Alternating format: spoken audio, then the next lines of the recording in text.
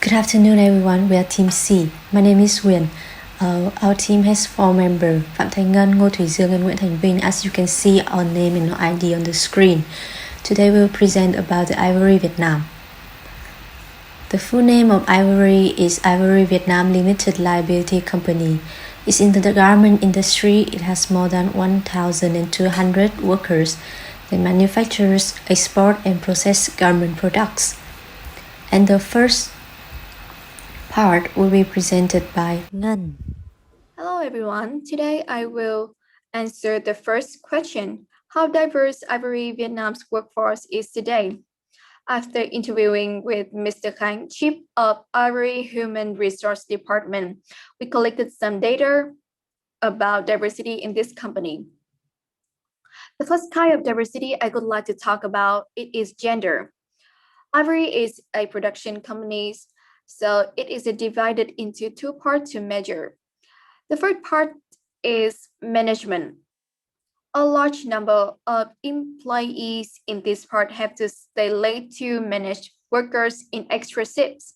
So men are more suitable for this kind of position than women. That's why male takes a bigger proportion than female. As we can see here, male employee has the percentage is 61.44%, when female is 38.56%. The second part is production. Ivory is a textile company. Managers believe that women are more careful, so they employ more and more female workers. That's why male workers, the percentage of male workers is 78.43%, and with male worker is just 21.57%. The another diversity in Ivory is social economic status. Ivory is in Taiping province, which is rather developed place compared to Mountainous province, but less developed than ones which has large industrial zone. Therefore, Ivory can only attract workers inside Taiping, and they almost are the same economic status. There are a few poor workers. They just take 5%, and nearly poor workers just take 7%. So with the second question, I will show you some activity that Ivory Vietnam has done to promote diversity. With gender diversity, recently Ivory has started to employ male workers in sewing step. There are some positive change here, but the most significant one is the decision help companies accept new technologies slightly faster. Men are more sensitive with new technologies. They interested in new things. Otherwise, women love stability. So we think male workers can learn, explore new technologies, and then teach this knowledge to female workers. And now the changing process just need less time than before, Mr. Thanh said. And the second activities in genders is Ivory allow female workers who has 3 kids under 3 years old to come home sooner at 3 p.m. instead of 5 p.m. like usual. They can receive wage like they work full time, and the wage gap between male and female worker are very small now.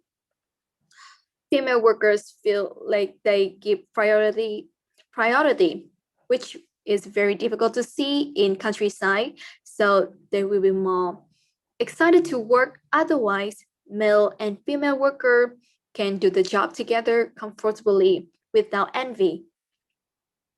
With socio-economic status, a worker with difficult circumstances, poor or nearly poor, receive additional 20% gift like fish oil, sugar, cooking oil on special occasion.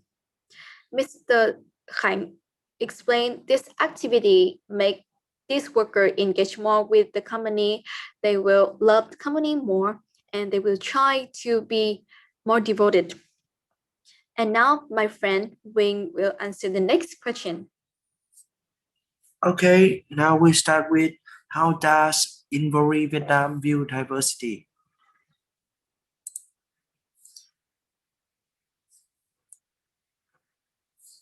The diversity of human resource is very important. It's showing the fairness at work, creating a diverse working environment and bringing better efficiencies. Many balance in terms of men and women. The gap between rich and poor worker among the worker, especially in terms of gender, they do not want the female employees who are in charge of selling process, the most important stage, feel unworked and quit. The next one, does Ivory Vietnam actively measure diversity? The answer is yes. They often measure periodically to understand the structure of employees. They care primarily about gender, the proportion of poor household and near poverty. They often enter the data into the system and the system synthesize itself into a table. So it's all about the measuring diversity of Ivory Vietnam. So my fourth question is, what does Ivory Vietnam do right and wrong regarding diversity? So I will be specific in gender inequality because I just read a shocking news on USA Today. We'll be all in the grave before women earn the same amount as men do. So, at the current rate of change, the global gender pay gap will close in 257 years, according to the World Economic Forum. I want to go back to this chart, the production department. So it consists of 78.43% of women and 21.57% of men. All numbers are provided by Mr. Thanh, head of HR department in Ivory Vietnam. So as Vinh said earlier, women in this department with young children are allowed to leave early, but receive the same salary as full-time male employees. The company does not want female employees to feel unfair and quit their jobs. So I just have one question here. Is living allowed to leave work early enough? So according to Gender Equality Organizational Assessment 2, developed by Gender Equality Principle Initiative, there are at least 15 indicators in implementing sustainable gender-responsive reform, such as health benefit, leadership, and so on. Family care is just one of these. And secondly, about the management department, the woman consists of 38.56%, while men consists of 61.44%, almost double the woman. Why is there such a large disparity in the number of men and women in the management sector? So reference to Mr. Khánh, the BOD thinks men can stay at work to supervise overtime shifts, while women have to leave early to take care of their children. Well, I cannot deny that it is the case for most women, but I have to say that the BOD is not objective when they review women on not related work skill. Therefore, this can be considered as unconscious bias.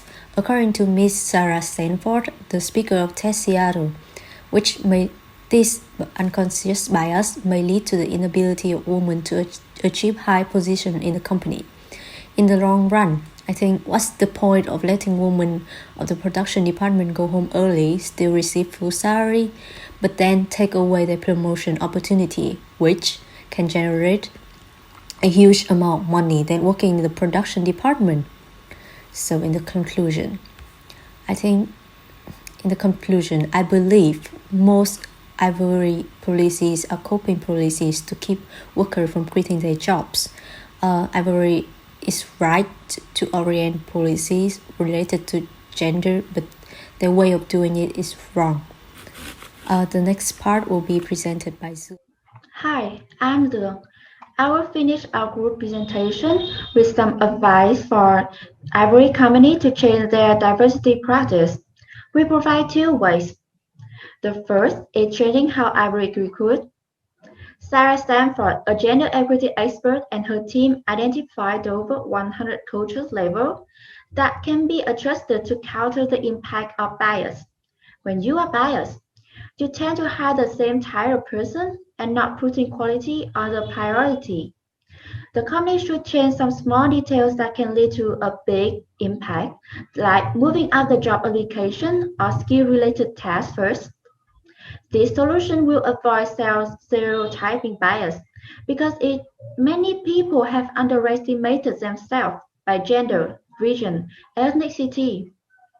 These candidates will perform worse than people who don't, and this will decrease the probability to recruit talents of the company.